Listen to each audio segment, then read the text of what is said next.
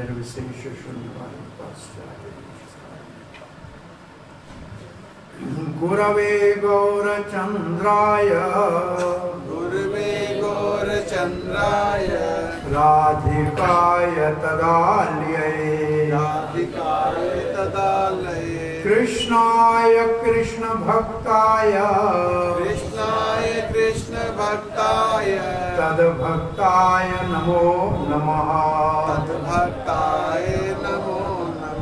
ओम नमो भगवते वासुदेवाय ओम नमो भगवते वासुदेवाय ओम नमो भगवते वासुदेवाय ओम नमो भगवते वासुदेवाय ओम नमो भगवते वासुदेवाय ओम नमो भगवते वासुदेवाय नारायणं नमस्कृत्यं नरं चैव नरोत्तमं देवीं सरस्वतीं व्यासं ततो जयमुदीरये नष्टप्रायेषु अभद्रेषु नित्यं भागवतसेवया भगवती उत्तमश्लोकैर्भक्तिर्भवति विनश्यति कृष्णाय वासुदेवाय देवकी नन्दनाय च नन्दगोपकुमाराय गोविन्दाय नमो नमः जय श्री कृष्ण चैतन्य प्रभु नित्यानंद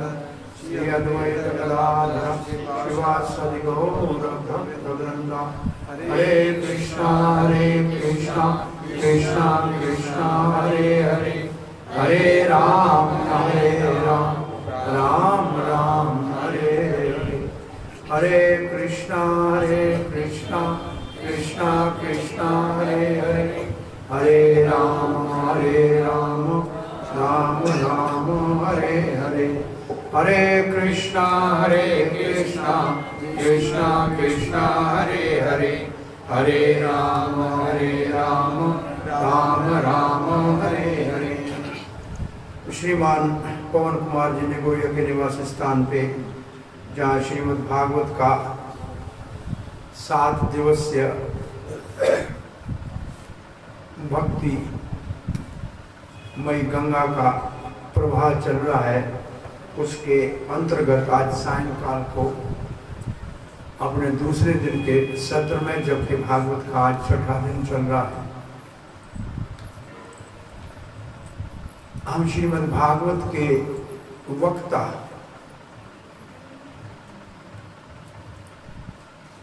वृत्त चूड़ामणि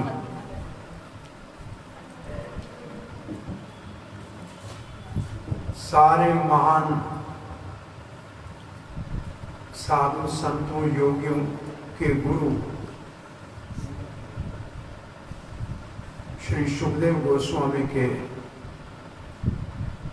प्रार्थना के एक श्लोक का श्रवण करेंगे। पहला स्कंद श्रीमद् भागवत का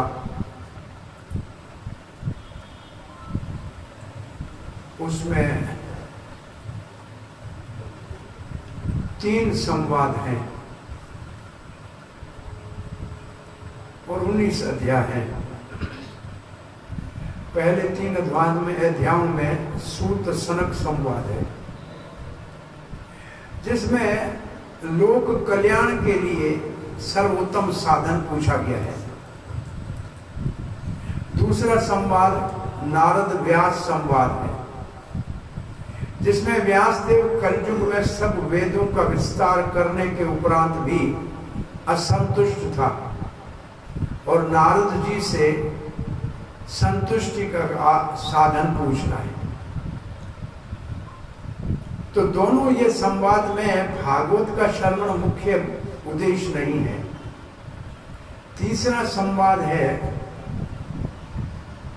परीक्षित और सुखदेव संवाद। तो पहले स्कंद में पहले 6 अध्यायों के संवाद को छोड़कर फिर परीक्षित महाराज जो कथा सुनने वाला मुख्य श्रोता है, उसके 3 पीढ़ियों के माताओं की महान भक्ति का वर्णन है। कुंती महारानी, द्रौपदी और उत्तरा। ये 3 भागवत नारियों की महानता का वर्णन है। जब ऐसी नारियां किसी कुल में होती है तो परीक्षित जैसे महाभागवत का जन्म होता है, जिसके लिए भागवत का अवतार होता है। और फिर 3 पितृकुल के भीष्म पितामह को भगवान को प्रार्थना करने का, युधिष्ठिर महाराज के राज का और धृतराष्ट्र के उद्धार का भी वर्णन है। तो 3 कुल जब भक्ति करता है तब असल में भागवत जैसे ग्रंथ के ग्रहण करने के लिए योग्य पात्र प्रकट होता है।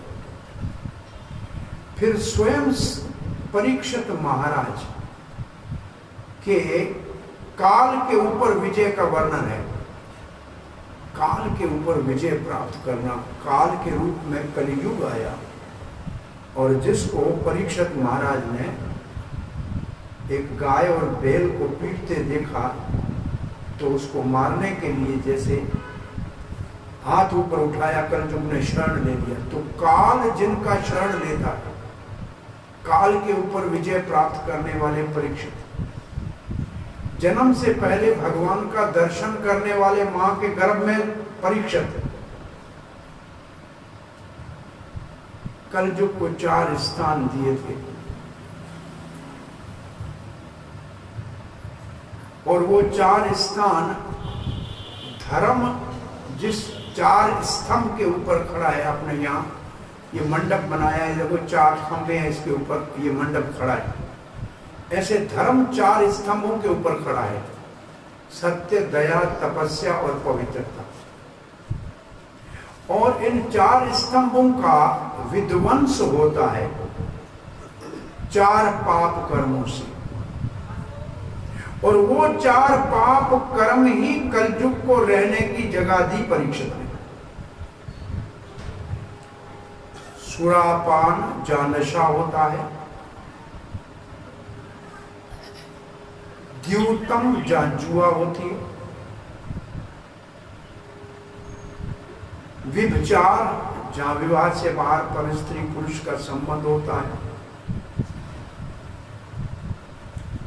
और जहां मांसाहार होता है। तो ये 4 जगहें कलयुग को रहने के लिए दी थी। जहां ये 4 चीजें होगी वहां कलयुग का निवास होगा, और जहां कलयुग वहां होगा वहां कलह होगी और वहां झगड़ा होगा और वहां कभी शांति नहीं हो सकती। और ये 4 चीजें परीक्षित के राज में नहीं थी, और ये 4 चीजें आज सरेआम सारी दुनिया में बहुत प्रचलित है। इसका मतलब कलयुग का बोलबाला है। कलयुग ने कहा ये 4 स्थान तो मेरे लिए पर्याप्त नहीं है,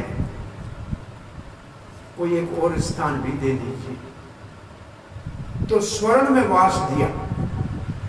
स्वर्ण का मतलब है जहां धन होगा, जो अगर भगवत सेवा में नहीं लगेगा तो झगड़े का कारण बनेगा। तो ये कथा संगत नहीं है, सही नहीं है कि कलयुग के सर के ऊपर सोने का मुकुट था, उसमें परीक्षित के सर के ऊपर सोने का मुकुट था, उसमें कलयुग ने प्रवेश किया। ये सत्य नहीं है। जो कलयुग के ऊपर विजय प्राप्त करे, कलयुग को कहां साहस होगा कि उसके मुकुट में विराजमान हो सके। ये सत्य नहीं है, इसको किसी आचार्य ने नहीं माना है। कलयुग ने प्रभाव डाला उस कच्चे ब्राह्मण बालक के ऊपर, जिसके पास तपस्या का बल तो था, लेकिन तपस्या का बल शराब देने के लिए उसने दुरुपयोग किया। तो पहला कलयुग का प्रभाव उस कच्चे श्रृंगी सम्यक के बेटे के ऊपर हुआ। तब से क्षत्रियों और ब्राह्मण के अंदर विरोध चालू हुआ। फिर क्षत्रियों ने आगे चलकर वैश्यों के ऊपर अत्याचार किया, तो फिर जैन धर्म अलग हो गया, वैश्य अलग हो गए। फिर वैश्यों ने बेचारी पिछड़ी जाति के ऊपर अत्याचार किया, क्रोध आ गए। ये चौथा विभाजन हुआ भारतीय संस्कृति का। और ये कलयुग का सारा प्रभाव इतिहास ऐसे बताता है। कलयुग हंसने लगा। परीक्षित कहा तुम्हारे को दंडित किया है फिर भी तुम हंस रहे हो। और परीक्षित से ये प्रश्न भी पूछा गया कि कलयुग को जब आपने दंड परास्त कर ही लिया तो मार दिया होता तो सबकी जान छूट जाती। तो परीक्षित कहने लगे, अथवा शास्त्र कहता है कि परीक्षित को कलयुग में भी कुछ अच्छाई नजर आई। अच्छे आदमियों को सब में अच्छाई नजर आती है, बुरे आदमी को सब में बुराई नजर आती है। जैसा चश्मा पहनोगे ऐसा रंग दिखेगा, हरा चश्मा होगा सब हरे दिखेंगे, लाल होगा सब लाल दिखेंगे। एक बार युधिष्ठिर को कहा गया कि आप पूरे राज में कोई बुरा आदमी ढूंढ के आओ। शाम तक युधिष्ठिर ढूंढ के वापस आया, कोई बुरा नहीं है राज में। उसी दिन उसी राज में दुर्योधन को कहा कि कोई अच्छा आदमी ढूंढ के आओ। शाम तक का कोई अच्छा आदमी नहीं है राज में। क्यों? कि दुर्योधन में सबको बुराई नजर आ रही थी और युधिष्ठिर ने सबको अच्छाई देखा। तो परीक्षित महाराज ने कलयुग में अच्छाई देखी दो। पहली ये कि केवल एक कलयुग का अर्थ है कलह, इसका मतलब झगड़ा। दूसरा कलयुग का अर्थ है केशव लयते इति कलह इति कली, जो केशव को कृष्ण को बहुत जल्दी आपसे मिला दे उसको कलयुग कहते हैं। तो कलयुग में श्री कृष्ण नाम उच्चारण करने से भगवान की प्रेम भक्ति प्राप्त हो जाएगी। ये तो सौभाग्य सतयुग में भी नहीं था और स्वर्ग में भी नहीं है। ये अच्छाई कलयुग में दिखाई दी परीक्षित महाराज को। तो कलयुग हंसने लगा। बोला तुम हंस क्यों रहे हो? बोला महाराज आप समझते हैं कि लोग भगवान का नाम जप लेंगे और भगवान को पा लेंगे, मैं इनको जपने ही नहीं दूंगा। ये तो आप समझ रहे हैं कि ये जपेंगे, लेकिन मैं जपने नहीं दूंगा इनको। भाई सुबह उठने के समय जब भोर में उठने का टाइम होता है 4 बजे का, तब कलयुग कहता है मैं सबके ऊपर अच्छा सा कंबल डाल देता हूं कि उठे ना सोने। ये कलयुग उठने ही नहीं देता। कल हमने कहा था कलयुग बहुत दोष है, उसको रोका नहीं जा सकता।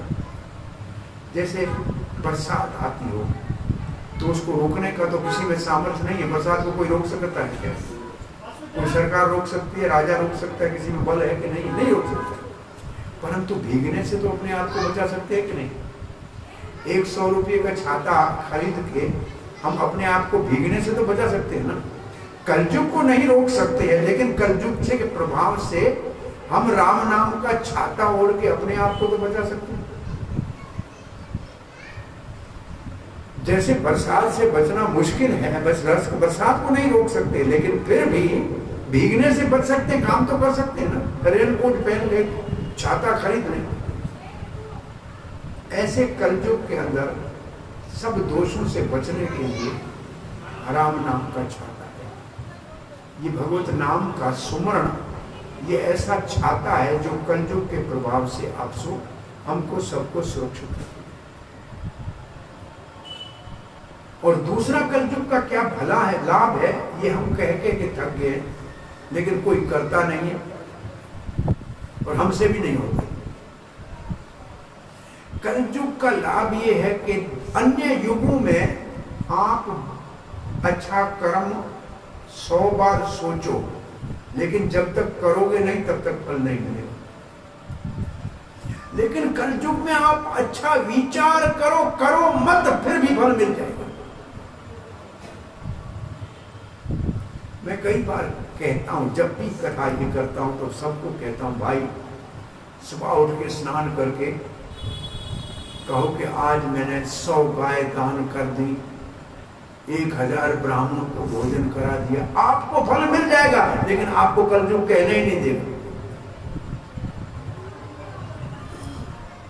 फल मिल जाएगा। आप केवल अच्छा ये सोच के देखो, एक दिन कल छोड़ देना, एक दिन का तो एकादशी के बहुत बड़ा फल मिल जाएगा। देना कुछ नहीं है, सिर्फ सोचना है। और दूसरे युगों में बुरा सोचने से दंड मिलता था, करे या न करे। बुराई न करे, सिर्फ बुरा सोचे तो भी दंड मिलता था। लेकिन कल युग में कितने भी बुरे विचार आए, जब तक नहीं करेंगे तब तक दंड नहीं मिलेगा। ये कल युग के दो लाभ हैं। सो परीक्षित महाराज को शराप मिला। ये भगवान की योजना थी।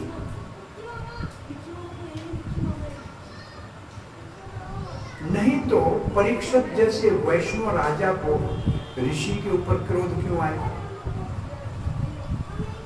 और ऋषि पुत्र को शाप देने के लिए क्रोध क्यों आएगा? भागवत के अवतार की ये भूमिका है। जैसे वसुदेव और देवकी को कारागृह के, कंस के कारागृह में क्यों रहना पड़ेगा? भगवान के माता पिता अगर जेल में रह सकते हैं, ये भी कृष्ण अवतार की भूमिका है। तो इसलिए परीक्षित महाराज को शांति का उदाहरण कहते हैं, सहनशीलता का महान उदाहरण है।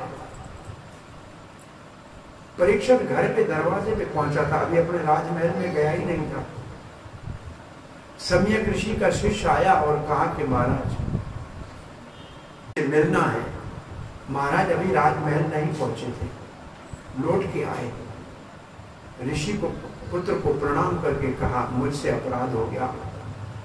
सम्यक ऋषि के सर गले में मैंने मरा हुआ सांप डाल दिया। सम्यक के शिष्य ने कहा कि गुरुदेव ने कहा कि आपका कल्याण हो, लेकिन हमारे अनजान बच्चे ने आपको श्राप दे दिया है। 7 दिन में आपका शरीर छूटेगा, तक्षक सर्प को। भागवत के महात्म में लिखा है कि इंद्र अमृत का कलश लेकर सुखदेव गोस्वामी को कहते हैं, ये कलश अमृत का ले लो, परीक्षित को पिला दो, सांप काटने से मरेगा ही नहीं। इसके बदले में मुझे भागवत सुना। परीक्षित भी देख रहा था। सुखदेव ने परीक्षित की ओर भी देखा। परीक्षित को कोई रुचि नहीं थी अमृत पीने में। और सुखदेव महाराज ने कह दिया, उठाओ तेरा ये अमृत का कलश इंद्र, तुम भागवत सुनने के अधिकारी नहीं हो। तुम्हारे स्वर्ग के अमृत के बदले में भागवत सुनना चाहते हो? क्या भागवत का कोई मूल देके तुम सुनना चाहते हो? भागवत के लिए किसी मूल की जरूरत नहीं। तुम अधिकारी नहीं हो, उठाओ तुम्हारा कलश। और इंद्र को अपने कलश के साथ रवाना कर दिया सुखदेव गोस्वामी। परीक्षित महाराज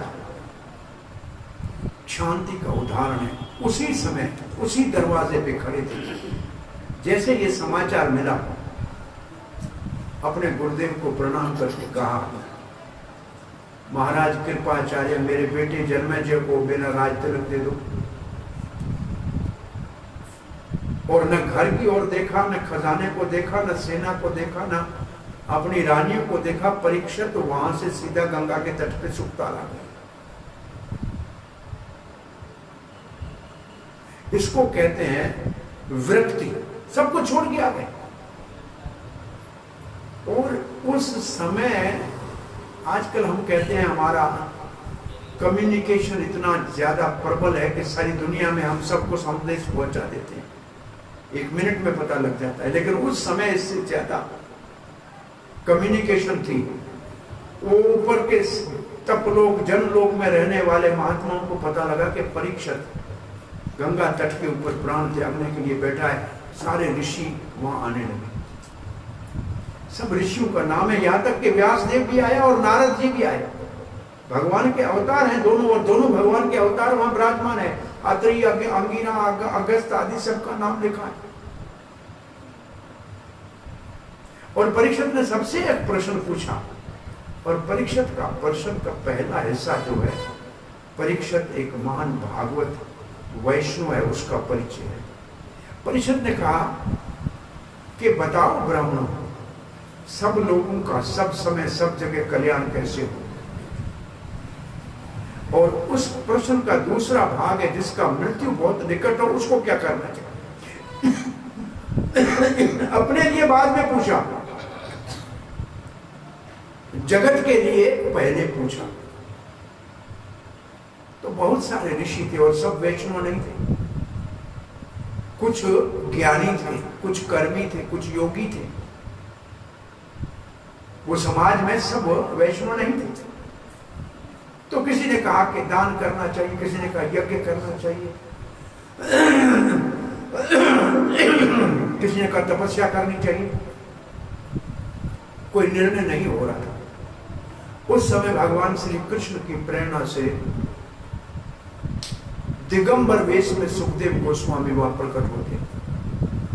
यहां पहला स्कंद पूरा होता है, जहां सुखदेव का आगमन होता है। और सुखदेव को के पीछे लड़कियां और छोटे बच्चे उसको पागल समझ के पत्थर मार रहे थे। पहचानना उसको मुश्किल था, लेकिन दूर से सुखदेव को देखकर सब उठ के खड़े हो गए। राजा परीक्षित खड़ा हो गया, व्यासदेव और नारद को छोड़ के सब उठ के खड़े हो गए। बच्चे भाग गए, लड़कियां भाग गई। परीक्षित ने प्रणाम करके सुखदेव महाराज को व्यास आसन पे बिठाया। उनके पिता जिन्होंने भागवत उनको सिखाई, और जिन पिता को भागवत नारद जी ने सिखाई, उनकी उपस्थिति में सुखदेव को मुख्य वक्ता के रूप में सबने स्वीकार किया। और वो विराजमान हुए, जैसे ही परीक्षित ने हाथ जोड़ से उनसे प्रश्न पूछे। प्रश्न पूछने से पहले कहा कि आप जैसे महात्मा का हमारे राजाओं के पास आगमन हमारी योग्यता नहीं है। ये हमारे पूर्वज अर्जुन आदि हमारे पूर्वज थे, उनके प्रति कृष्ण का जो स्नेह था, ये कृष्ण ने आपको कृपा करके भेजा। हमारी ये योग्यता नहीं। अब आप बताइए कि क्या करना चाहिए जीवन में, क्या नहीं करना चाहिए, और सबका कल्याण कैसे हो, और अंत समय जिसका निकट हो उसको क्या करना चाहिए। यह पहला स्कंद पूरा होता है। 12 अध्यायों में परीक्षित की सुनने वाले की महिमा का वर्णन है। एक अध्याय में परीक्षित के पास सुखदेव का आगमन है। सुखदेव दूसरे स्कंद में बोलते हैं पहली बार, और इतने परीक्षित के प्रश्न से प्रसन्न हो गए। बड़े यम थे प्रसन्न राजन, महान प्रसन्न। अपने राजा पूछा, दूसरे का भला, और स्वयं मृत्यु के पास खड़े हो फिर भी दूसरे की भलाई का सोच रहे। आपका लोक कल्याण का प्रश्न बहुत उत्तम है। और फिर पहले प्रश्न का उत्तर देते हैं,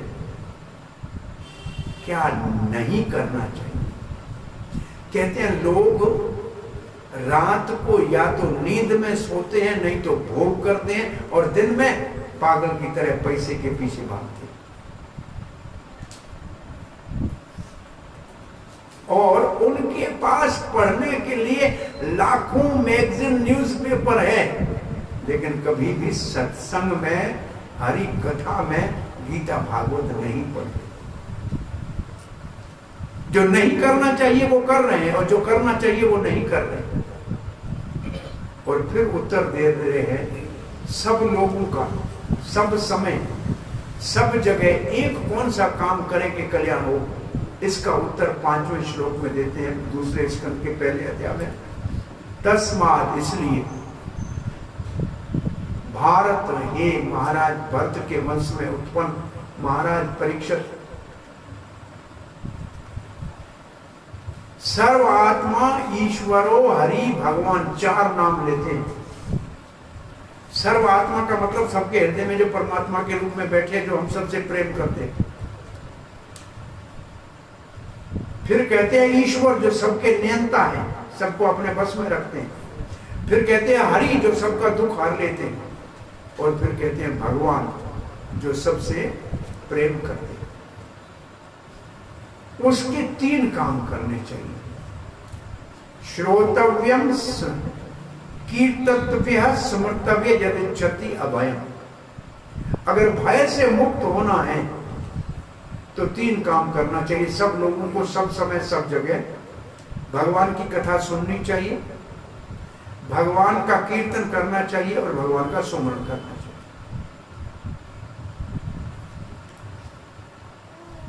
फिर भी परीक्षक ने कहा 3 बहुत ज्यादा है, एक ही बता दीजिए। तो एक 11वें श्लोक में बताते हैं, एक हरिर अनुकीर्तनम।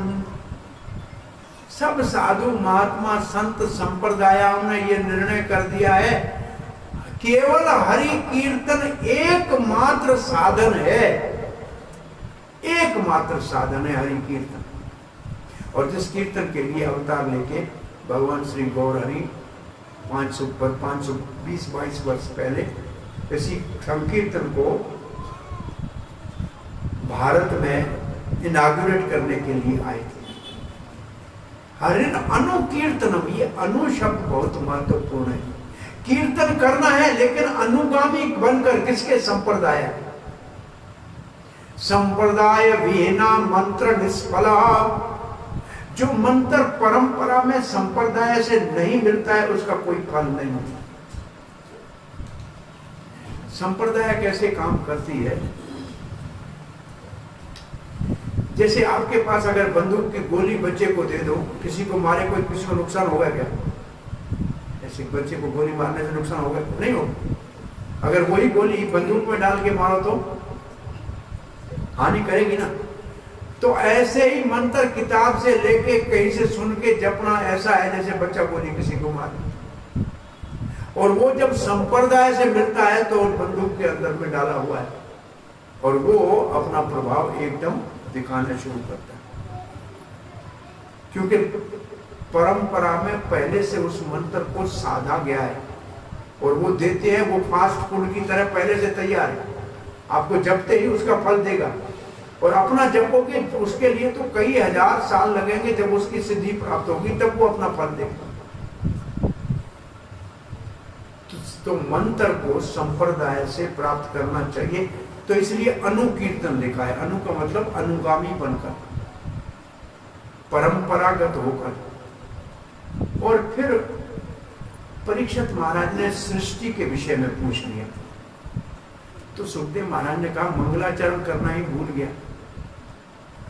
पहले अध्याय में मंगलाचरण नहीं करते। सुखदेव महाराज चौथे अध्याय में जब सृष्टि का प्रश्न पूछा है तब मंगलाचरण करते। आज के सत्संग के लिए जो श्लोक हमने रखा था, सुखदेव महाराज के मंगलाचरण के श्लोक तो 13-14 श्लोक है। हम एक श्लोक का रसास्वादन करते हैं।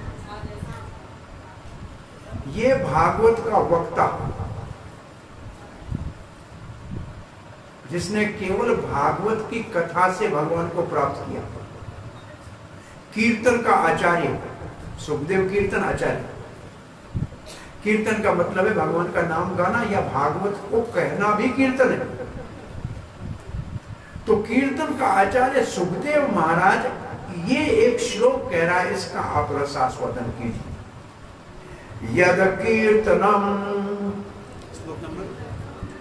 श्लोक है 2-4-15। बोलिए, यद कीर्तनम यद सुमरणम यद ईक्षणम यद वंदनम यद श्रवणम यद आहरणम लोकस्य सद्यो विधनोति कल्मषम तस्मै सुभद्रा शर्वसे नमो नमः। ये बहुत सुंदर अति मधुर श्लोक है, सुखदेव के मुख से मंगलाचरण के रूप में निकल रहा है। इसमें यत जो शब्द है उसका मतलब भगवान। यत भगवान का कीर्तन, भगवान का सुमरण, भगवान का ईक्षण मतलब दर्शन, भगवान का दर्शन, मंदिर में विग्रह का दर्शन, यद वंदनम, जिसको प्रार्थना करना, वंदना करना। ये नवदा भक्ति 7वें स्कंद भागवत में प्रहलाद महाराज नवदा भक्ति की बात करते हैं। श्रवणम कीर्तनम विष्णु स्मरणम पाद सेवनम अर्चनम वंदनम दास्यम सख्यम आत्म निवेदनम, इतना तो ये नवदा भक्ति है। हर एक कोई एक भी करो तो उससे भी सिद्धि प्राप्त हो जाती है। परीक्षित केवल श्रवण से सिद्धि प्राप्त की, केवल सुना, लेकिन श्रवण की सिद्धि क्या है? 7 दिन तक परीक्षित महाराज ने न जल पिया न कुछ खाया, केवल कथा ही सुना। कहा ये कथा का अमृत पी रहा हूं, अब कुछ खाने की इच्छा ही नहीं है। नहीं तो उस दिन मेरे को प्यास लगी थी, उसके बाद पानी नहीं पिया। सम्यक के गले में सांप डालने के बाद परीक्षित ने पानी पिया ही नहीं। इसका मतलब प्यास के कारण नहीं डाला था। ये भगवान की लीला थी, भागवत के अवतार की भूमिका थी। ये परीक्षित और अर्जुन 2 ऐसे दादा पोता है जिसने पूरे विश्व के ऊपर कल्याण करके गीता और भागवत जैसे महान ग्रंथों को प्रकट किया। ये उनकी वजह से हमको मिले हैं, ये उनका बहुत बड़ी भक्ति ही और जिसका फल हमको मिल रहा है। सो सुखदेव महाराज कहते हैं यद कीर्तनम यद स्मरणम यद ईक्षणम यद वंदनम, वंदना भक्ति है। तो हम कह रहे थे श्रवण का आचार्य परीक्षित, श्रवण में इतना तन्मय था कि उसको समय का पता ही नहीं लगा, खाना पीना भूल गया। कीर्तन का आचार्य सुखदेव, वो भी तो कथा कर रहा था, उठा भी नहीं अपने आसन से और धारावाहिक कथा कर ही रहा था। तो कीर्तन की सिद्धि कब होती है? भगवान श्री गौर हरि चैतन्य महाप्रभु कहते हैं नयनम गदश्रुधारया वदनम गिरा पुलकय निचितम वपुत कदा तव नाम ग्रहणे भविष्यति। वो दिन कब आएगा भगवान के कीर्तन करते हुए आंखों से अश्रुधाराएं बहे, गला रुंध जाए, शरीर में रोमांच हो जाए। ये कीर्तन की सिद्धि है। कीर्तन में ऐसे पुलकावली हो जाए तो कीर्तन में सिद्धि प्राप्त होती है। और इसका आचार्य सुखदेव, सुमरण का आचार्य प्रहलाद महाराज। कितने भी कष्ट आए और कष्ट देने वाला अपना पिता था, लेकिन कभी भी भगवान को भूला नहीं, कैसी भी परिस्थिति में भूला नहीं। मृत्यु सामने है फिर भी नहीं भूला। तो सुमरण का आचार्य प्रहलाद महाराज और पाद सेवन का आचार्य लक्ष्मी देवी है, जो भगवान के चरणों को कभी नहीं छोड़ती। और अर्चनम का आचार्य पृथु महाराज है, वंदना का आचार्य अक्रूर जी। एक एक अंग का पालन करने से सिद्धि प्राप्त की। सख्यम का आचार्य अर्जुन है और दास्यम का हनुमान जी है और आत्मनिवेदन का बलि महाराज है। एक एक अंग से। और सर्व अंग किसने किया? अम्बरीश महाराज। 9वें स्कंद में अम्बरीश महाराज की कथा थी। एकादशी का व्रत किया था। कल एकादशी है और भाग्यशाली जो भी हैं कल एकादशी का पालन करें, क्योंकि अम्बरीश महाराज की एकादशी के व्रत के प्रभाव से दुर्वासा मुनि के से रक्षा के लिए भगवान का सुदर्शन चक्र दुर्वासा को खदेड़ रहा था, जो शंकर जी का अंश अवतार है, सामान्य व्यक्ति नहीं है। वो केवल अम्बरीश की भक्ति को प्रकाशित करने के लिए ये कर रहा था कि अब भक्ति कितनी शक्तिशाली है। और अम्बरीश महाराज सर्वांग भक्ति करते हैं, ये सब अंग है उसमें। वो कहता है कानों से भगवान का कीर्तन करो, सुनो, जबान से भगवान का गुणगान करो, नासिका से भगवान को अर्पण किए हुए फूलों का सुगंध सूंघो, अगरबत्ती को सूंघो, और जीवा से भगवान का प्रसाद खाओ, भगवान का गुणगान करो। और स्पर्श करना है तो मंदिर में झाड़ू लगा लो, भक्तों की सेवा कर लो, पांव से क्या करना है? भगवान के मंदिर जाओ, तीर्थ यात्रा करो। सारे अंगों से भक्ति, सर्वांग भक्ति का उदाहरण अम्बरीश महाराज। सो वंदनम, भगवान को प्रार्थना करनी चाहिए।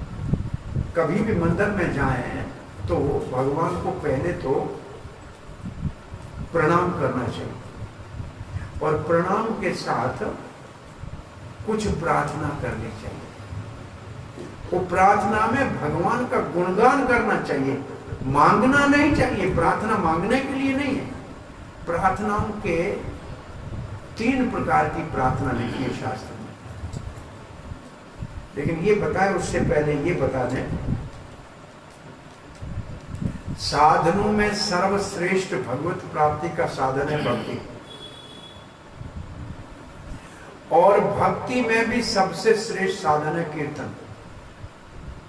और कीर्तन में भी रूप कीर्तन है, गुण कीर्तन है, लीला कीर्तन है, नाम कीर्तन है। ऐसे कीर्तन भी बहुत प्रकार का है, लेकिन सबसे श्रेष्ठ कीर्तन है नाम कीर्तन।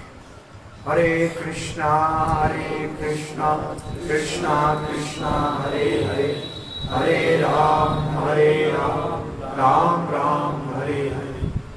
ये नाम कीर्तन सर्वश्रेष्ठ है। ऐसे प्रणाम जब करते हैं, नारी को पंचांग प्रणाम करना है। इसका मतलब 5 उनके अंग शरीर धरती पे लगना चाहिए। 2 पांव, 2 हाथ और माथा। नारी का वक्षस्थल, छाती कभी धरती पे नहीं लगनी चाहिए। ये पृथ्वी को स्वीकार नहीं। पुरुष का षष्टांग प्रणाम होता है, 6 अंग लगते हैं, छाती भी लगती है। फिर एक और प्रणाम का नाम है अष्टांग प्रणाम। अष्टांग प्रणाम 8 अंग, तो 8वां अंग और 2 अंग और कौन से?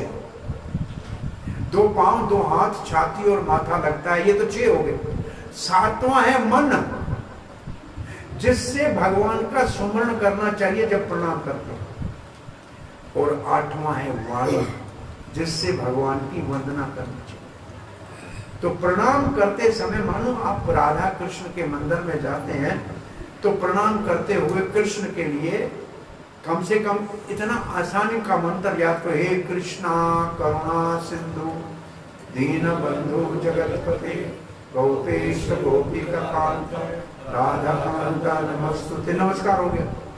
राधा रानी को प्रणाम करो। तप्त कंचन गौरंगी राधे वृंदावनेश्वरी विश्वभानुसुते देवी प्रणामी हरि। तो प्रणाम करो तो जो ठाकुर जी को जबान से बोलना चाहिए तो उसको वंदना कहते हैं। वंदन करना, हाथ जोड़ के भगवान को प्रणाम करते समय वंदना करनी चाहिए, बोलना चाहिए। अब मैं कह रहा था आपको, प्रार्थना 3 प्रकार की है। एक प्रार्थना को कहते हैं दैन्य बोधि का, मैं बहुत भगवान पापी हूँ, अपराधी हूँ, मैं लायक नहीं हूँ, फिर भी आपके शरण में आया हूँ, आप हमारा उद्धार कीजिए। अपने आप को दीनहीन समझ के भगवान को प्रार्थना करना। एक सम्य प्रार्थना है। वो सम्यक प्रार्थना का मतलब, भगवान मैं आपके शरण में आया हूँ, मैं आपका हूँ। तीसरी प्रार्थना वो कहते हैं लालसामयी प्रार्थना, जिसमें भगवान को ऐसे कहना होता है, भगवान वो दिन कब आएगा जब आप मेरे हाथ से बनाए हुए प्रसाद को रुचि रुचि खाएंगे। ये भाव भगवान के सामने प्रार्थना में, कब मैं आपको चमर से अच्छी तरह से पंखा आपको कब झेलूंगा, मुझे ये सौभाग्य कब प्राप्त होगा, इसको कहते हैं लालसामयी प्रार्थना। तो संप्रार्थनात्मिका, दैन्य बोधि का और लालसामयी प्रार्थना। तो ये सारी प्रार्थना है, ये वंदना में आती है। जो वंदना करता है, सुखदेव महाराज कहते हैं। और फिर कहते हैं ये श्रवणम, जो श्रवण करता है कथा का। अब ये कितने अंग हो गए? कीर्तन 1 हो गया, सुमरण 2 हो गया, दर्शन 3 हो गया, ईक्षण आंख से देखना भगवान के विग्रह। वंदना 4 हो गया और श्रवण 5 हो गया। और छठा है अहरणम। अहरण कहते हैं पूजा को। जैसे घर में विग्रह है या ठाकुर जी है, उसकी पूजा करते हैं, उसको कहते हैं अहरणम। आहरण माने पूजा करना, भगवान की पूजा, अगरबत्ती पूजा, 16 उपचार पूजा होती है। 16 पंचम पूजा है कि 16 अंग वाली पूजा के 10 अंग वाली पूजा। कम से कम अगरबत्ती तो सब करते हैं घर में, फिर दीप अर्पण करते हैं, ये 2 अंग हो गए। फिर और कुछ अंग मिलाते हैं तो ज्यादा अंग वाली, इसको आहरण कहते हैं। बोला ये करने से लाभ क्या होगा? अब सुखदेव महाराज कह रहे हैं लोकस्य, लोकस्य मतलब साम व्यक्ति का, कोई भी सामान्य व्यक्ति हो। सद्यो का मतलब एकदम, तत्काल, अभी का अभी। सद्यो कहते हैं अभी का अभी। विधनोति कल्मषम, सारे कल्मश, सारे ताप संताप दुख विधनोति के आगे वी लगाया है, धनोति के साथ। धुनोती का मतलब धोना, लेकिन विधनोती का मतलब दोबारा कभी मैला ना हो, विशेष धोना। एक है हम आज कपड़ा धोते कल फिर उतारेंगे तो मैला हो जाएगा, लेकिन वो अनुसुईया माता जी ने सीता को आभूषण दिए थे जो कभी मैले नहीं होने वाले, और माला दी थी जो कभी मुरझाती नहीं थी। उसको कहते हैं ऐसा, ऐसे ये जो 6 कार्य हैं, सुखदेव महाराज कहते हैं ये भगवान की प्रति आपकी हो जाए, कृष्ण की प्रति, तो सारे ताप संताप विधनोती जड़ से धुल जाएंगे। इसलिए क्या करना चाहिए?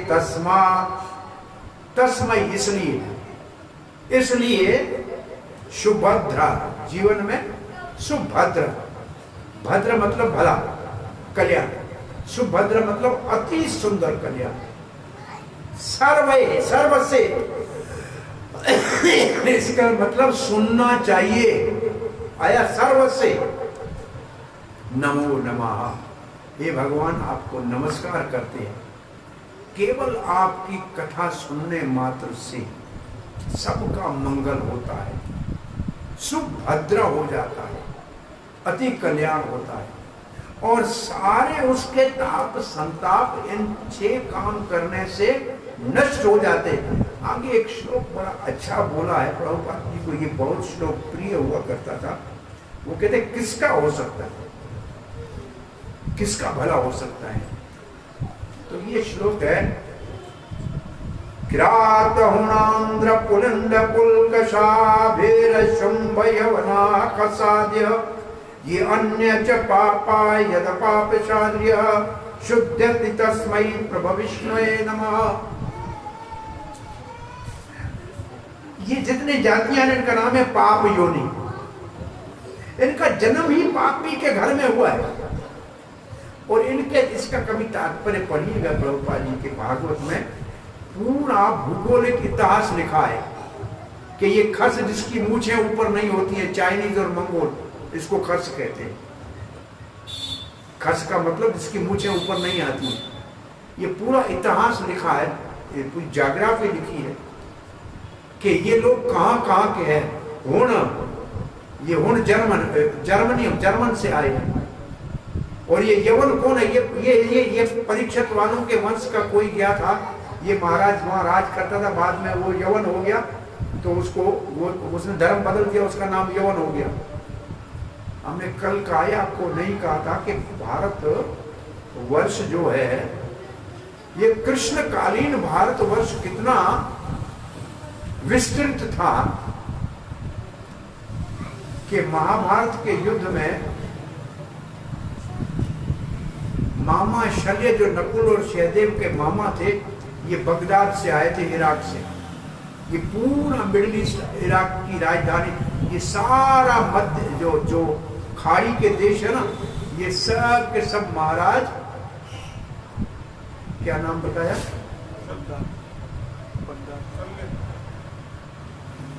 नकुल और सहदेव के मामा, शल्य का राजधानी थी। ये सब शल्य की राजधानी थी। ये पूरे का पूरा भारतवर्ष का हिस्सा था। और एक भगदत्त, जिसका हाथी बहुत महाभारत में मशहूर है, वो चाइना से आया था। ये भी कोई अलग देश नहीं था, ये सारा कृष्णकालीन भारत का नक्शा था। इतना दूर क्यों जाए? आज से 100 साल पहले भारत के अंदर कोई बांग्लादेश नहीं था, कोई पाकिस्तान नहीं था, कोई नहीं अलग ब्रह्मा नहीं था। ये सब बात तो भारत का अंग ही था। और 500 साल आगे जाएंगे तो थाईलैंड, मलेशिया, इंडोनेशिया, ये सब भारत का अंग था। यह सब भारत के राजा राज करते थे। ये इतिहास हमारा बहुत गौरवशाली है। हम सीमित हो गए हैं, हमने शास्त्रों को समझना ही छोड़ दिया। प्रभुपाद जी एक बार प्रवचन कर रहे थे भारत में, और किसी ने उनको कहा कि पाकिस्तान में, बांग्लादेश में प्रचार कर रहे हो कि आप अंतरराष्ट्रीय हो, तो ये भी तो 2 राष्ट्र हैं। किसी ने प्रभुपाद को चैलेंज किया। प्रभुपाद ने कहा ये 71 की बात है, मैं तो नहीं जा सकता, लेकिन मेरे अमेरिकन शिष्यों को तो भेज सकता हूँ। प्रभुपाद ने अपने 2 सन्यासियों को, एक को कहा कि आप बांग्लादेश जाओ, एक को कहा पाकिस्तान जाओ, और वहां प्रचार करने के लिए दोनों को भेजे। दोनों ने वहां बीज डाला और उसका आज बहुत बड़ा प्रभाव हो रहा है। ऐसा नहीं कि और फिर प्रभुपाद जी एक दिन प्रवचन करते हुए कह रहे थे कि आप भारत के एक भंग अंग पाकिस्तान के लिए रो रहे हो। मैं एक 70 साल का वृद्ध व्यक्ति विश्व में संदेश लेके गीता भागवत का गया और लोगों ने स्वीकार किया। अगर 5 नौजवान नवयुवक मेरा साथ दो और मेरे साथ निकलो तो पर हम पूरी दुनिया को हिंदुस्तान बना देंगे। प्रभुपाद के ये प्रवचन है हिंदी में कि पूरी दुनिया को हिंदुस्तान बना। तो ये वचन एक सिद्ध महात्मा के हैं। ये वचन अपने समय के साथ सार्थक होंगे। और ये कृष्ण भावना आंदोलन जो है, इसने कम से कम ऐसा एक भी दुनिया का देश नहीं है जहां हरे कृष्ण महामंत्र का आवाज सुनाई न देता। एक ऐसा दुनिया में एक ऐसा देश एक भी नहीं। चाइना में भी हो रहा है, तो रशिया में तो बहुत ज्यादा है, लेकिन चाइना में भी हो रहा है, खाड़ी के देशों में भी हो रहा है। इजराइल में कौन सा देश है जहां नहीं हो रहा है? एक भी देश बचा हुआ नहीं। तो ये भागवत, असल में प्रभुपाद ने कहा मुझे तो भगवान श्री कृष्ण ने केवल भागवत को विश्व व्यापक भाषा में उपलब्ध कराने के लिए भेजा है। इसलिए प्रभुपाद की जीवन का सबसे अधिक समय भागवत के अंग्रेजी भाषा में अनुवाद के ऊपर लगे।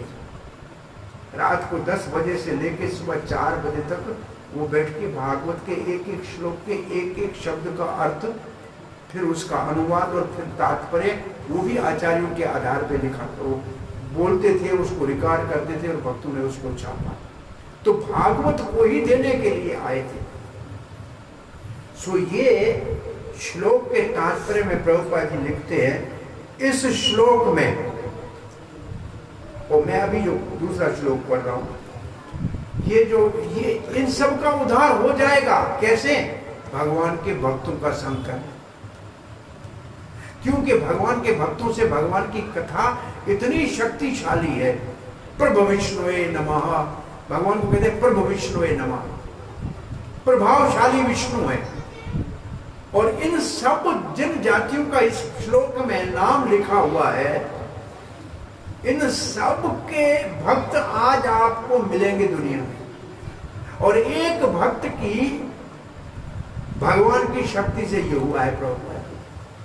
अफ्रीका के काले शीदी भी मिलेंगे और मंगोलिया के खस भी मिलेंगे और यवन भी मिलेंगे। अरबी भाषा में जिसने तर्जमा किया था, जिसमें अनुवाद किया था भगवत गीता का, रवनरी दास, उसका नाम था रवनरी दास, और वो इजराइल से थे, मुसलमान थे। उसने अरबी में भाषा में किया था। तो ये सब जातियों वालों को भगवान के एक भक्त के संग से उनके जीवन में परिवर्तन आया। ये तो उदाहरण हमारे सामने है। सो भागवत का श्रवण बहुत शक्तिशाली है। और शक्तिशाली किस बात में है? हमारी भक्ति को एकदम परिपक्व करके भगवान के प्रेम को प्रकट करने वाला है। और इसका प्रमाण भागवत की कथा को सुन के पूरे विश्व में भक्त बने हैं। तो भक्तों की कथा के लिए जो श्लोक लिखा है, विशेष रूप से कुंती महाराज कपिल देव ने अपनी माता देवहूति को जो विशेष रूप से श्लोक बताया है कि भक्तों के संग में मेरी कथा का सम्यक श्रवण करने से, अच्छी तरह से श्रवण करने से हृदय में भगवान की भक्ति जागेगी, परिपक्व होकर प्रेम में परिवर्तित हो जाएगी। क्योंकि भगवान की इसमें शक्ति किसकी है? भगवान की है, हमारी नहीं है। जैसे आपने छठे स्कंद में पढ़ा होगा अजामिल का प्रसंग। अजामिल ब्राह्मण के घर में जन्म लिया था, घर में रोज सालग्राम की पूजा करता था और गया भी पूजा के लिए लकड़ी और फल लेने था। लेकिन एक अभद्र दृश्य देख लिया, वैश्या के साथ किसी दुष्ट को आलिंगन करते देखा और उसकी सारे संस्कार मिट गमलिया मिट हो गए और वो पाप कर्म में इतना लिप्त हो गया कि अपनी ब्राह्मण पत्नी को त्याग दिया, माता पिता को दुखी किया, घर छोड़ दिया, वैश्या के साथ रहने लगा। लेकिन फिर भी की हुई भक्ति नष्ट नहीं हुई। बेटे का नाम नारायण रखने के लिए प्रेरणा दी गई और अंत समय नारायण का नाम उच्चारण किया तो 3 यमदूत आए थे। यमदूत 3 आते हैं, भगवान ना करे किसी भागवत सुनने वाले के पास आए, लेकिन यमदूत 3 आते हैं। एक के पास शरीर से किए हुए पापों का खाता होता है, एक के पास मन से किए हुए, एक के पास वाणी से किए हुए। ये तीनों से पापों का खाता होता है और वो दिखने में उनके बाल ऐसे लाल लाल खड़े होते हैं, जैसे आजकल लड़के वो लगाते हैं ना, ऐसे करके खड़े करते हैं ना बात। ये पता नहीं यमदूतों का कहाँ देखा है उनके फोटो, यमदूतों के स्टाइल से तो कलर भी करते हैं लाल पीला। तो ये यमदूत ऐसे आते हैं हाथ में फांस लेकर। यमदूत किसको बनाया जाता है? जैसे जेल के अंदर कोई बार बार जेल में अपराधी जाए, उसको सब कानून का तो पता लग जाएगा, तो जेल सुप्रीडेंट उसको उनका इंचार्ज बना देता है। तो ऐसे जो बहुत पापी होते हैं बार बार जाते हैं नरक में, यमराज उनको दूत बना देता है कि अब जाओ पापियों को पकड़ के ले आओ। तो यमदूत 3 आए, लेकिन नारायण का नाम सुनते ही 4 विष्णुदूत आ गए। श्री प्रभुपाद जी लिखते हैं हमारे भक्त विष्णु दूत है, सारे विश्व में भ्रमण कर रहे हैं और अजामिल जैसे पापियों के उद्धार के लिए सब जगह भगवान का नाम सुना है। तो विष्णु दूतों और जमदूतों के बीच में जो बात होती है, विष्णु दूत कहते हैं इसको क्यों ले जा रहे हो, कौन सा पाप किया है? तो उन्होंने कहा वेद में लिखा है कि धर्म का पालन नहीं करे वो पापी है, इसने सब अधर्म किया है। उन्होंने वेद धर्म बता दिया और विष्णु दूत ने कहा आपको मालूम है कि भगवान का एक नाम लेने से सब पाप धुल जाते हैं, आपको भागवत धर्म का मालूम है? बोला ये हमको मालूम नहीं। और फिर यमदूतों को वहां से भगा दिया और अजामिल यम फांस उसके गले से निकल गया और वो बच गया। उसने विष्णु दूतों का दर्शन किया, भक्तों को एक वैष्णव का दर्शन हो गया और उनका भाषण सुना, उसके सारे पाप धुल गए और वो वहां से बचा, घर नहीं गया, सीधा हरिद्वार गया, गंगा के किनारे बैठकर भगवान का नाम जपने लगा। एक रशियन भक्त अपने जीवन की कहानी बता रहा था कि मैं बहुत बड़ा तस्कर था, माफिया वाला था, मेरे पीछे पुलिस लगी थी, मैं भागते हुए एक मंदिर में घुस गया, लाल कपड़े भक्तों पे टंगे हुए थे, मैंने उसको आड़े टेढ़े पहन लिए और जैसे वो भक्त माला में हाथ डाल के बैठे थे मैं ऐसे बैठ गया। अब वो पुलिस पीछे आई, उन्होंने देखा कि ये तो वो आदमी नहीं है, ये तो कोई लाल कपड़े वाला सब भक्त बैठा है, ऐसा बैठा है। वो देख के चले गए, कहा कोई यहाँ आया? बोला हमें तो मालूम नहीं। उसने कहा उसी दिन मेरे दिमाग खटका के जब झूठ मूठ का कपड़ा पहन के ऐसे बैठने से पुलिस से बच गया तो सच की भक्ति करूंगा तो यमदूतों से भी बच जाऊंगा। और तब से उसने फैसला कर लिया कि अब मैं मंदिर में रहूंगा, और उसने कहा मैं तब से भक्त बन गया। वो अपनी जबान जीवनी बता रहा। अजीब इन भक्तों के जीवन की कहानियां कभी सुने तो बड़ी अजीब है। राधा तो गोरी होती है और कृष्ण काले पत्थर के बने होते हैं, सांवले होते हैं ना, काले पत्थर के। अफ्रीका में कहीं राधा कृष्ण के मंदिर में कुछ काले गुंडे घुस गए। पर्दा लगा हुआ था, भगवान की पूजा हो रही थी, अंदर पुजारी था। ये तो बंदूकें लेके आए थे, सबको हाथ ऊपर करो, अंदर क्या है निकालो, पर्दा हटाओ। जैसे पर्दा हटाया, अंदर राधा कृष्ण को देखा, पूछा ये कौन है? बोले ये हमारा भगवान प्रिय है जो सांवला है, और ये इसकी प्रेम करने वाली गोरी राधिका। अरे वो नाचने लगे। हाँ, काले की गोरे से शादी हो गई, काली की गोरे से शादी हो गई, काले का इतना सम्मान है आपके यहाँ। अरे इनको नहीं लूटना है, छोड़ो।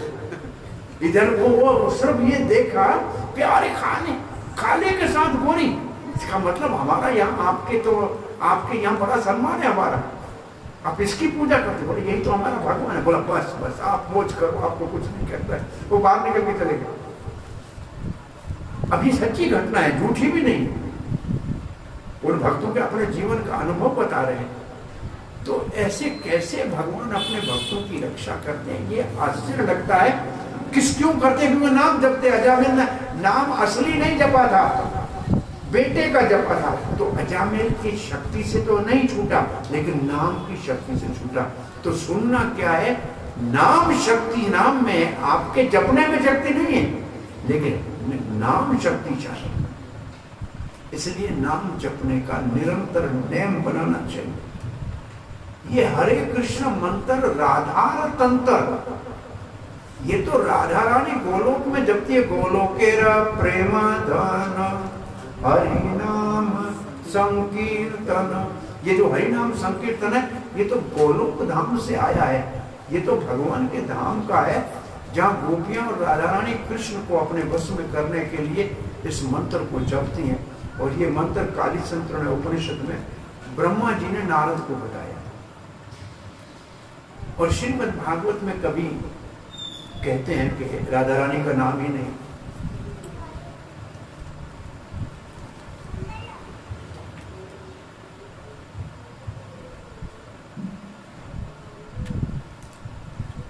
सीधा नाम नहीं है, आराधिता लिखा हुआ है। लेकिन कहते हैं राधा रानी का नाम मुख्य गोपी के नाम से। और इसका एक कारण ये बताते हैं कि सुखदेव महाराज असल में राधा रानी के तोते हैं, जो उसको रोज कृष्ण की कथा सुनाते। अगर उनके मुख से राधा का नाम निकल जाए तो वो समाधि में चले जाएंगे 6 महीने, और उनको 7 दिन में कथा पूरी करने की। इसलिए राधा नाम को सीधा नहीं ले रहे थे, और वैसे लेना भी नहीं चाहिए। जैसे हरे कृष्ण मंत्र में राधा का नाम है, हरे राधा है, लेकिन सीधा नहीं लिया जाता है। किसी ने पूछा कि इतनी सारे कृष्ण के ऊपर पुस्तक है, इतने सारे राम जी के ऊपर पुस्तक है, सीता और राधा के ऊपर तो ज्यादा वर्णन है ही नहीं। भाई जो बहुत बहुमूल्य चीज होती है, उनको तो बहुत छुपा के तिजोरी में रखा जाता है। वो पब्लिक की चीज नहीं होती है। उसको हमेशा, जैसे माला है, झोली में ढक के रखते हैं, उसको बाहर खुला नहीं रखना है, क्योंकि उसका अपना एक मर्यादा होती है। तो इनको छुपा के रखा हुआ है इस नाम को। सो अजामिल की नाम से उधार हो गया, और वो भी नाम असली नहीं, बच्चे का समझ के जपा। लेकिन नारायण नाम तो दुनिया का नहीं है, डिक्शनरी का तो नहीं है। ये तो भगवान वैकुंठनाथ का नाम है। दुनिया में किसी का नाम होगा तो नारायण दास होगा, नारायण तो नहीं हो सकता है। तो नारायण नाम का ये प्रभाव है। और ऐसे इस छठे स्कंद में वृत्तासुर की चतुर्श्लोकी बहुत उत्तम है। छठे स्कंद की वृत्तासुर चतुर्श्लोकी को भागवत का आधार माना जाता है। वैष्णव संप्रदाय का तो विशेष रूप से ये जो श्री वल्लभाचार्य जी की पुष्टि मार्ग है उसके ये 4 श्लोक प्राण है। वृत्तासुर चतुर्श्लोकी के 4 श्लोक वैसे आम सामान्य कथा में आते नहीं, ये पढ़े नहीं जाते हैं, लेकिन बहुत महत्वपूर्ण है और उसमें बड़े सिद्धांत है। उसका भी वर्णन अब आज इस कथा में तो नहीं कर पाएंगे, लेकिन वृत्तासुर चतुर्श्लोकी कभी अच्छी तरह से समझनी चाहिए। आज आपके यहाँ भागवत में मैं समझता हूँ कि भगवान की गोवर्धन के बाद की लीलाएं सब हुई होंगी और फिर मथुरा की लीलाएं हुई होंगी और फिर द्वारका की लीलाएं पूरी हुई होगी सारी। रुक्मणी विवाह तक हुआ, इसका मतलब पहला अध्याय, पहले 4-5 अध्याय पूरे हुए, बाकी 10वें स्कंद के उत्तरार्ध कल और 11 और 12 स्कंद कल हो। बहुत अच्छा।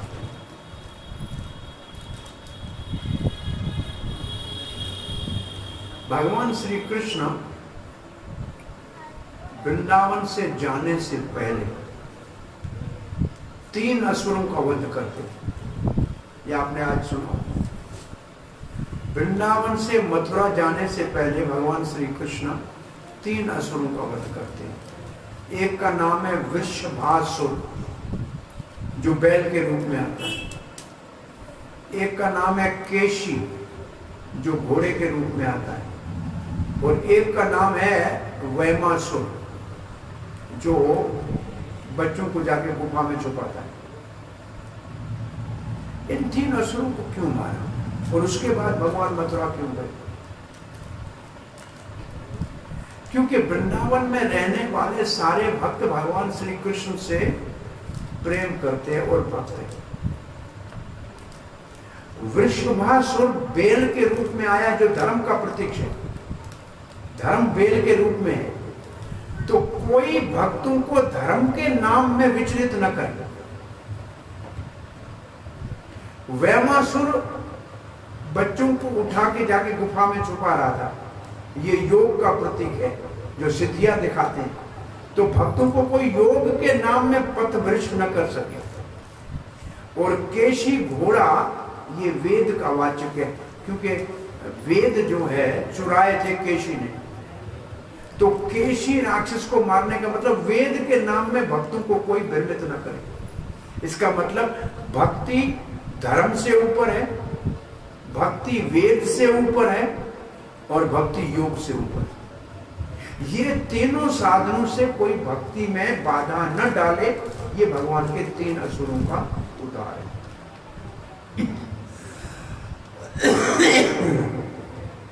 और रास करने से पहले भगवान ने पहले ब्राह्मणों को अनुकूल किया, फिर इंद्र देवता को अनुकूल किया और फिर बड़े गोपों को अनुकूल किया। इसका मतलब आप अगर कोई काम करेंगे, आपके ऊपर उंगली कौन उठाएगा? या तो देवता कहेगा गलत कर रहे हो, या तो ब्राह्मण कहेगा ये धर्म के विपरीत है, या तो बड़े बुजुर्ग कहेंगे कि ये गलत काम है।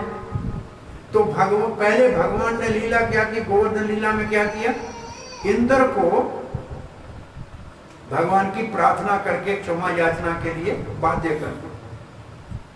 तो अब देवता कोई नहीं, इंद्र तो देवताओं का राजा है, अब वो तो कहे नहीं कि कृष्ण जो भी कर रहा है ठीक है।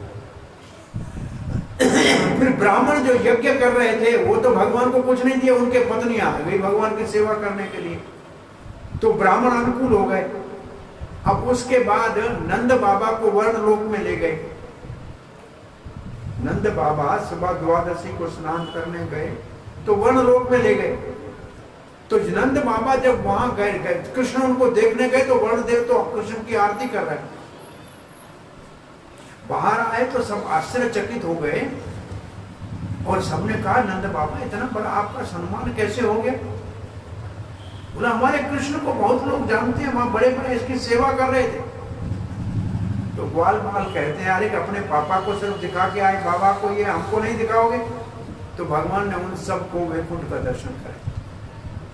अब सारे बड़े बुजुर्ग गोप कहते हैं भगवान सबको वैकुंठ का दर्शन कराया कृष्ण ने। और जब वैकुंठ का दर्शन बार बार कर रहे थे तो कह रहे थे अरे अरे मैंने कन्हैया को देखो, शंकर जी प्रार्थना कर रहे हैं, अरे ब्रह्मा जी देखो, वो देखो नारद प्रार्थना कर रहा है। तो एक बार बार कहता है अरे चलो चलो कन्हैया के पास चले। बोला नहीं जा सकते अंदर। अंदर कैसे नहीं जाएंगे? बोला नहीं, नारायण के पास कोई नहीं जा सकता है। बोला गैया? बोला यहाँ गैया नहीं होती। अरे मैया ये छोड़ा। बोला यहाँ कोई भगवान की माता नहीं होती।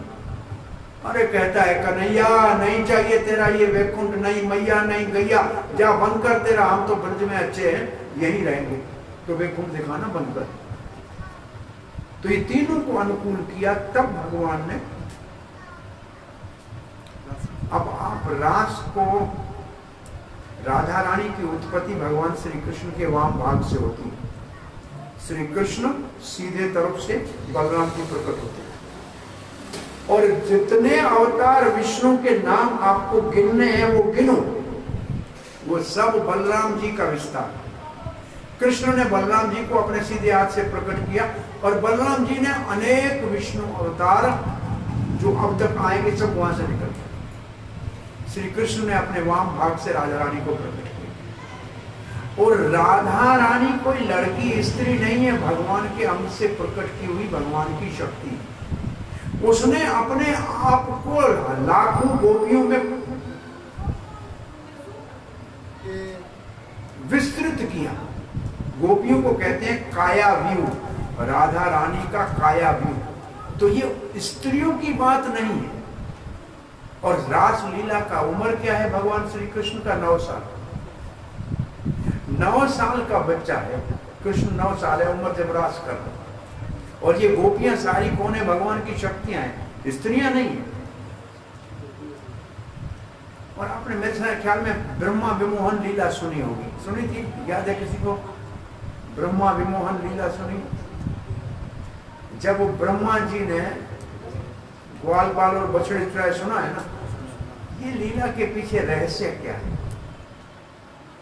भगवान श्री कृष्ण ने कहा सारे ब्रजवासी मेरे को कहते हैं मैं माखन चुराता हूं, मेरा नाम बहुत बड़ा प्रसिद्ध हो गया माखन चोर। अब मैं ऐसी कोई लीला करूं कि 4 वेदों को जानने वाला ब्रह्मा ही चोरी कर ले। मैं तो मक्खन चुराता हूं, वो तो बछड़े और ग्वाल बाल ही चुरा ले, तो वो तो बड़ा चोर हो गया ना।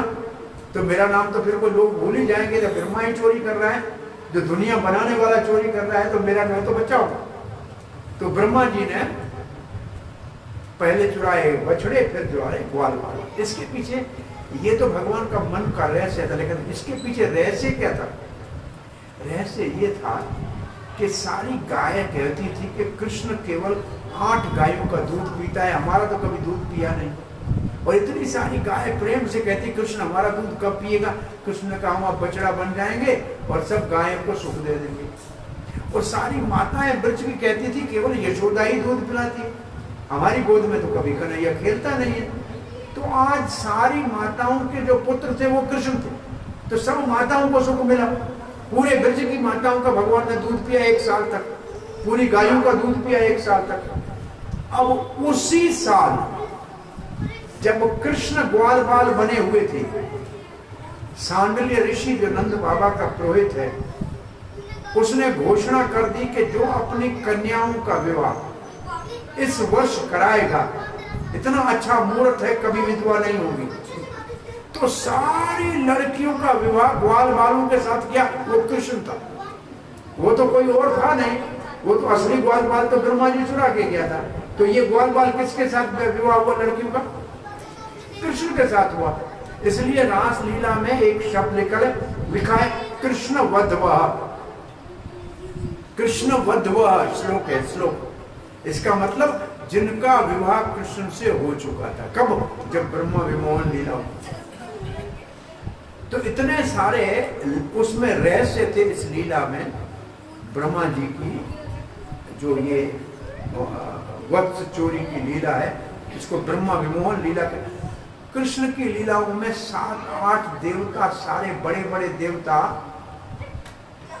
वो कृष्ण इस लीला में परास्त हुए हैं। इसमें ब्रह्मा पहला, वरुण दूसरा, इंद्र तीसरा, और रास लीला में कामदेव रास शुरू नहीं हुआ, भगवान ने बांसुरी भी नहीं बजाई, खड़े थे, कामदेव आया सामने, भगवान ने पूछा कौन हो? बोला कामदेव। बोला क्या चाहिए? बोला मैं सुना है कि आप रास करेंगे, मैं आपको प्रभावित करना चाह रहा हूं। तो उन्होंने कहा तो क्या करोगे? बोला युद्ध करेंगे, आपसे युद्ध करना है। तो भगवान ने कहा कौन सा युद्ध करोगे?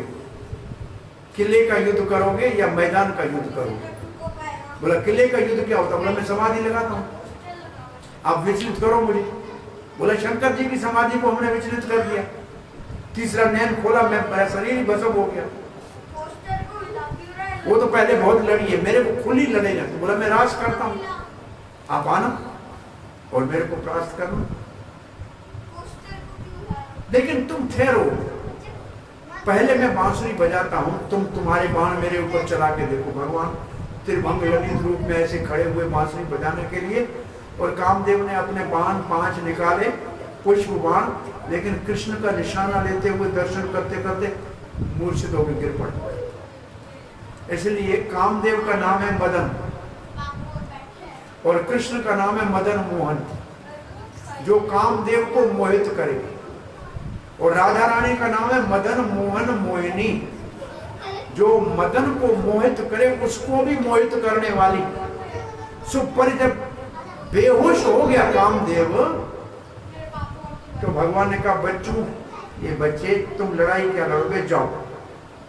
भगवान ने बच्चे क्यों कहा? बोला यही कामदेव जिसका शरीर शंकर जी ने भस्म किया था, ये कृष्ण के बेटे के रूप में प्रद्युम्न का जन्म होगा, तब ये कामदेव वापस आएगा, इसको दोबारा शरीर मिलेगा। अब कामदेव यहां से कहां गया? गोपियों के हृदय में। गोपियां काम आतुर होकर कृष्ण से मिलने गई, भगवान ने गोपियों को जाओ वापस जाओ। इतना गोपियों के हृदय में भगवान ने विरह की अग्नि उत्पन्न की कि कामदेव उनके हृदय में जल के भस्म हो गया, नाम निशानी उसका नहीं रहा। इसलिए सुखदेव महाराज कहते हैं रास लीला काम के ऊपर विजय प्राप्त करने की लीला है। गोपियों को भगवान ने एक बात कही थी कि न पारे हम न पारे, मैं आपका ऋण नहीं उतार सकता, नहीं। रास लीला का सबसे बड़ा फल मिला है हम कलयुग वालों। क्यों? भगवान ने कह दिया गोपियों के हम आपका ऋण उतार नहीं सकते, कर्जदार हो गए। आपने हमारे लिए घर छोड़ा, परिवार छोड़ा, लोक लज्जा छोड़ी, और आप मेरे पास आई। मैंने तो न घर छोड़ा न परिवार छोड़ा, तो मैं आपका तो ऋण उतार नहीं पाऊंगा। भगवान ने सोचा कि रासलीला में मैंने गोपियों को कहा था आपका ऋण उतार नहीं पाऊंगा, मैं कैसे ऋण उतार? मैंने तो भगवत गीता में कहा है कि जो मेरे पास जिस भाव से आता है मैं वैसे व्यवहार करता हूँ। गोपियां सब कुछ छोड़ के आई, मैंने कब सब कुछ छोड़ा? तो भगवान श्री कृष्ण ने संकल्प किया कि अब मैं अवतार लूंगा, तो मैं भी सब कुछ छोड़ दूंगा। और गोपियों के रास लीला में भगवान ने जो कहा कि मैं आपका कर्जदार हूं, उस कर्ज को उतारने के लिए श्री कृष्ण चैतन्य महाप्रभु के रूप में आए, और उन्होंने सब घर परिवार छोड़ के गली गली में हाथ ऊपर करके हरि बोल हरि बोल हरि बोल हरि बोल हरि बोल गाया। पूरे भारतवर्ष में पैदल भ्रमण किया, दक्षिण भारत पूरा, और फिर वृंदावन तक पैदल आए, और सब जगह कैसे कह रहे, जैसे गोपियां कहती थी हे कृष्ण हे कृष्ण हे कृष्ण, कहाँ हो? तो असल में रास लीला का फल मिला हम कलयुग वासियों को चैतन्य महाप्रभु के अवतार के रूप में। तब हमको राधा कृष्ण के इस युगल मंत्र हरे कृष्ण मंत्र मिला। इससे पहले ये मंत्र जब तक महाप्रभु का प्रकट नहीं होता है, ये मंत्र प्रकट रूप से सबको जपने को नहीं मिलता है। ये तो गुप्त मंत्र है। अन्य मंत्र अन्य युगों में होते हैं, कृष्णाय वासुदेवाय हरि परमात्मने नमः, ओम नमो भगवते वाले, जैसे बहुत सारे हैं, लेकिन ये महामंत्र महाप्रभु लाता है क्योंकि ये राधा रानी का भाव है। सो ये लीलाओं के पीछे बहुत बड़े रहस्य हैं। कल कुछ भगवान की बाल लीलाओं का रसास्वादन करेंगे। बहुत अच्छा पंडित जी ने किया होगा, लेकिन फिर भी एक श्लोक का कल भगवान की बाल लीलाओं में विशेष रूप से भगवान की माखन चोरी की लीलाओं में कल रसास्वादन करेंगे। आज कथा को यहाँ विराम देते हैं। हरे कृष्ण। किसी का कोई प्रश्न जिज्ञासा है?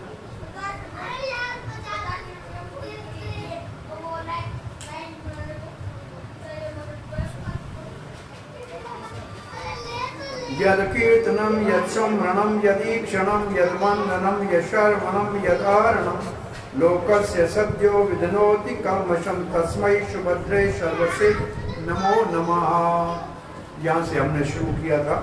भगवान का नाम सुनने से तत्काल ही सब हृदय पवित्र हो जाता है, इसलिए भगवान को नमस्कार करते हैं। ये भागवत में सुखदेव महाराज की प्रार्थना का मात्र एक श्लोक हमने कहा।